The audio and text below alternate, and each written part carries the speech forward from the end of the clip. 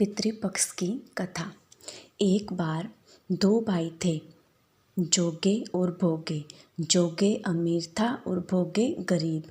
एक बार श्राद्ध का वक्त था तो अमीर भाई की पत्नी ने उससे श्राद्ध करने को कहा, लेकिन वो इसे व्यर्थ की बात मानकर टालता रहा। ऐसा करने पर अमीर भाई की पत्नी ने सोचा, अगर श्राद्ध नहीं किया तो लोग बातें बनाएंगे। इसके लिए ऐसा करती हूँ कि अपने मायके वालों को दावत पर बुलाकर अपनी शान दिखाऊंगी।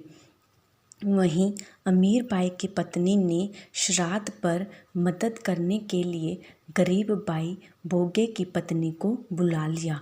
श्राद्ध का दिन आया तो भोगे की पत्नी पूरा दिन काम पर लगी रही, पूर्वजों के लिए खाना बनाया।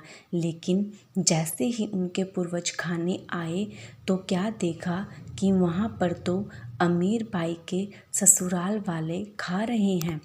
पितर निराश हो गए तो वो गरीब भोगे के घर गए तो वहाँ क्या देखा कि पितरों के नाम पर अगियारी दी हुई है। पितरों ने उसकी राख चाटी और भूखे ही चले गए। सबने आपस में बात की और कहा कि अगर भोगे अमीर होता तो उन्हें भूखा नहीं रहना पड़ता। पितरों को उस पर दया आई और उन्होंने कहा कि भोगे के घर धन आ जाए। शाम हो गई, गरीब भोगे के बच्चे खाना मांगने लगे, लेकिन उनके घर में कुछ खाने को नहीं था। भोगे की पत्नी ने बच्चों को टालने के लिए झूठ ही कह दिया कि बाहर होदी के नीचे खाने को है, जाओ ले आओ। बच्चे जब वहाँ गए तो देखा कि होदी मोहरों से भरी हुई है। दौड़े दौड़े बच्चे अपनी माँ के पास पहुँचे और सारी बात बताई। भोगे भी अब धनी हो गया।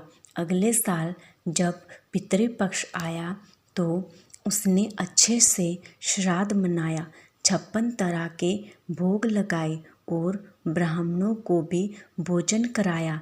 इससे पितृ बहुत खुश हुए और भोगे का धन और कुल हमेशा बढ़ता ही गया।